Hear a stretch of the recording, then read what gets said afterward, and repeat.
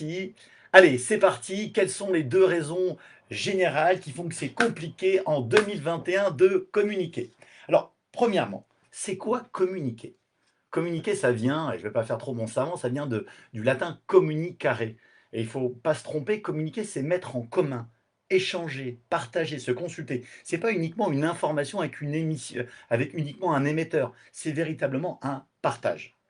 Deuxième petite chose, et hyper important parce que moi je regarde beaucoup la nature et je reviens toujours à la loi du vivant, une des 5 lois du vivant, c'est que tout est en lien. On est toujours en train de communiquer, que l'on parle ou pas. Tout est en interconnexion. Maintenant, ce qui va être important, c'est de savoir si la communication est bonne entre nous.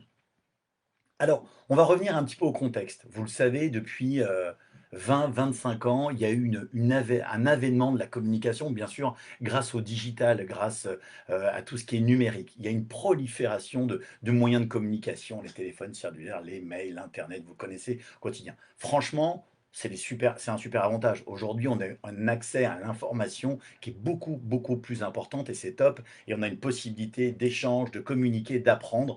C'est vraiment incroyable. Rappelez-vous, je ne sais pas si vous rappelez-vous, il y a une quinzaine d'années, on se disait que euh, en 7 coups de téléphone, on pouvait contacter n'importe qui sur la planète, en coups de téléphone à l'époque.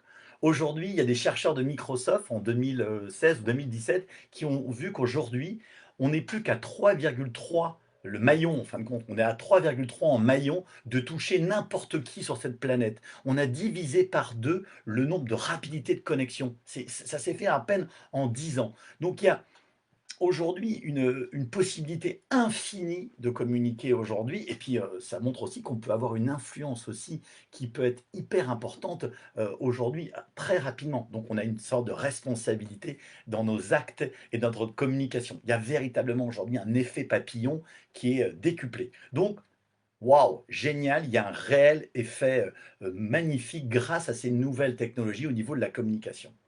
Mais, mais, il y a effectivement un désavantage. Et c'est là notre première raison qui fait que c'est compliqué de communiquer. Le gros désavantage, c'est qu'aujourd'hui, on est assailli, on est réellement agressé par ce flux de communication et d'informations perpétuelles. Un chiffre incroyable, en une semaine, notre cerveau, il prend autant d'informations que le cerveau de nos ancêtres en une année, de nos ancêtres néandertaliens. En une semaine et une vie entière pour un cerveau néandertalien. Alors bien sûr, ça fait très longtemps, mais quand même, une avalanche peut-être, on est une avalanche de sollicitations. J'ai quelques chiffres à vous donner. En 60 secondes, 187 millions de mails sont échangés, 38 millions de messages, 18 millions de SMS, 4,3 millions de vidéos sur YouTube toutes les 60 secondes et 1,1 million de swipes sur Tinder. Je lis parce que c'est vrai que c'est assez incroyable. Mais avec ce flux d'informations, vous savez ce qui se passe? Notre cerveau, il bug. Réellement, notre cerveau, il disjoncte. Pourquoi? Et je ne vais pas trop rentrer aujourd'hui dans les détails de notre cerveau, mais on a un de nos 3 cerveaux qui s'appelle le reptilien, qui a des millions d'années. Le reptilien était là pour nous, et grâce à lui, on est encore là, parce qu'il nous a permis de survivre, c'est notre instinct on-off. Et donc lui, dès qu'il y a une alerte, une sollicitation, il réagit. Vous imaginez le nombre d'alertes que l'on a aujourd'hui sur nos portables, sur nos ordinateurs? Notre cerveau, il bug complètement. Il est en ébullition totale.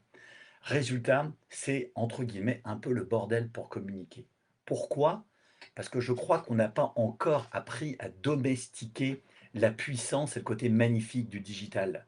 La technologie qui devrait être à notre service, nous en sommes un peu esclaves. Et donc, on est hyper sollicité, notre cerveau bug et on perd un petit peu le fil de la communication dans ce trop de communication. On est dans le syndrome du FOMO.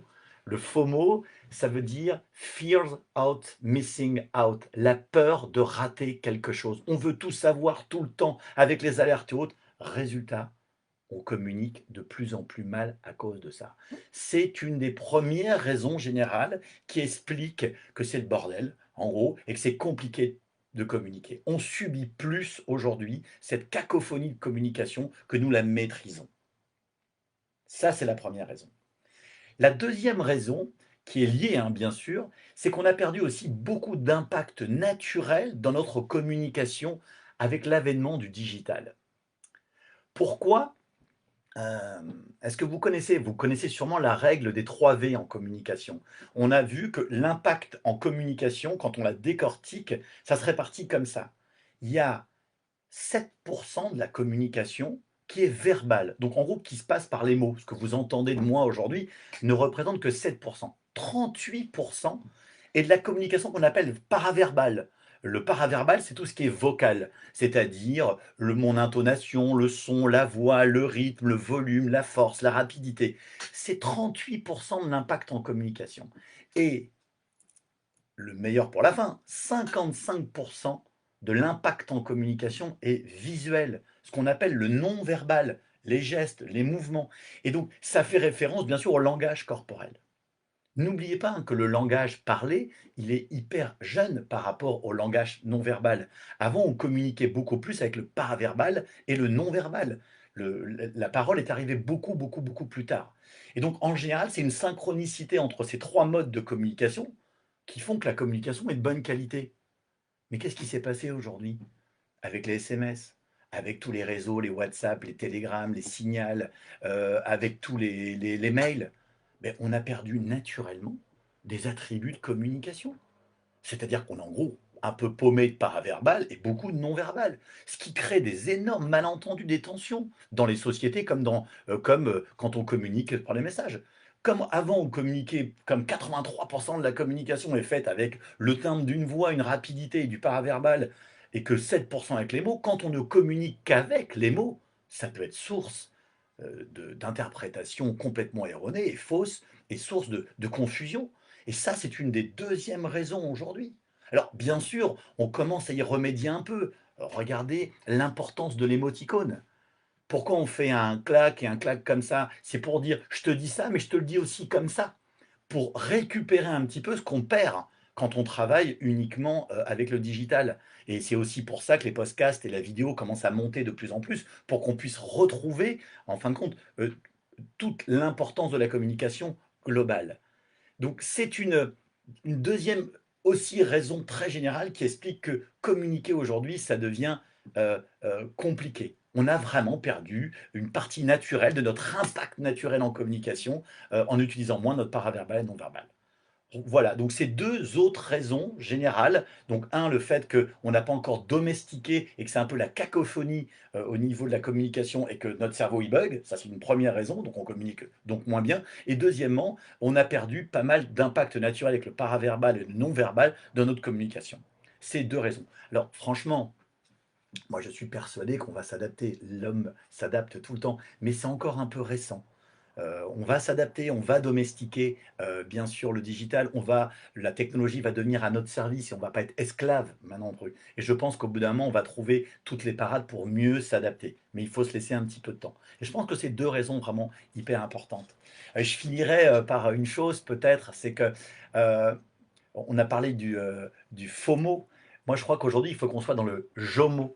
Le JOMO, c'est Joy of Missing out, la joie de manquer quelque chose. On ne peut pas être donc il faut savoir, entre guillemets, mettre son portable de côté, couper son ordinateur de temps en temps pour avoir des flux d'informations et de communication un peu plus régulés, pour que notre cerveau ait le temps de s'adapter, qu'on ait le temps de réfléchir pour mieux communiquer derrière. Moi, je crois vraiment plus au JOMO qu'au FOMO.